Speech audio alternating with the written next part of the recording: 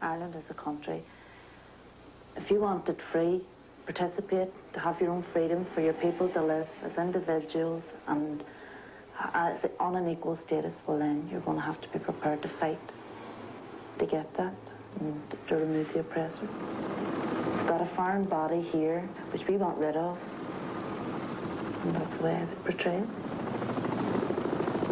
I was very young when I became involved in the Republican movement. At that time we were protesting about internment, and we were on the streets. Actually, when the Brits came into the area, you were always out buying bin lids, you know, all that crack. Living in Belfast was a political education in itself. My own family had Republican background.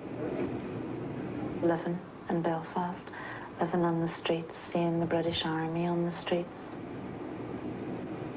That in itself was, you know, I just got a political education from looking around me. Just seeing the general harassment of the people and then internment.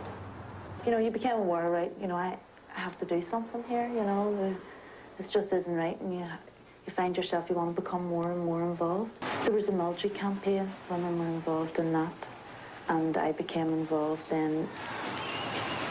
I myself was arrested in 1976 and charged with causing an explosion, 3 explosions, and been in possession of 2 weapons, and also charged with membership at that point.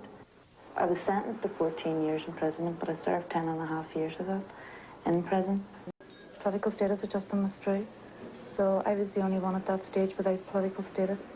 And they said right from then on we were to be treated as criminals, which meant we were to do prison work and not get the same amenities or privileges that were given to our comrades who had political status in the other wing in Armagh. So we went on a no-work protest, refused to do the work at that period, which was 76. They threw us into our cells and we were locked up 24 hours. We said, you're going to have to let us out, because being so long in a cell, 2 in a cell, only 1 chamber pad, obviously the slaps was going to overflow. They says, no, you're not getting out. We says, we're entitled to our statutory 1 hour. Under the European Court, we're entitled to 1 hour's exercise. They said, okay. They eventually arranged 4 or 5 of us got out to the yard at a time to have exercise with Neil Screws walking around behind us. We said, right, leave the toilet facilities open, you know, and we'll just go out on our way to the yard. But they wouldn't even allow that. So we'd no other option. When they opened the doors to leave the food in, we just locked out on the wing. Wouldn't allow us out to use any toilet amenities. In the cells, all we had was a chamber pot. Couldn't use the toilet facilities, so therefore we had slops in the chamber pots, and we had to slop out in the wing, and that's when the no-wash protest began. So we were locked 23 hours a day in the cell, which was covered in a screta, because we'd no means to use the toilets, and this continued from February 1980 until March the 1st, 1981. And we felt, you know, we're going to have to come up with something else. And there wasn't anything else. Hunger strike was our last. It was our last weapon. And of course, hunger strike has to be your last weapon because it's death, you know. And that's what we felt. You know, we tried everything. Your mind's your strongest weapon, and that's how we always counteract whatever they do, because they can't control our minds, and they can't get inside them.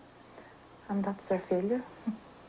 I have spent quite some time in prison, but it's been an experience, you know. Everything's an experience, and it's an advancement. You know, well, I could have done without it, you know. And yes, I'm more politicised for it, and I've learnt an awful lot that I wouldn't have learnt otherwise. I'd say discipline and determination, and, you know, you find a lot of qualities in there because you have to.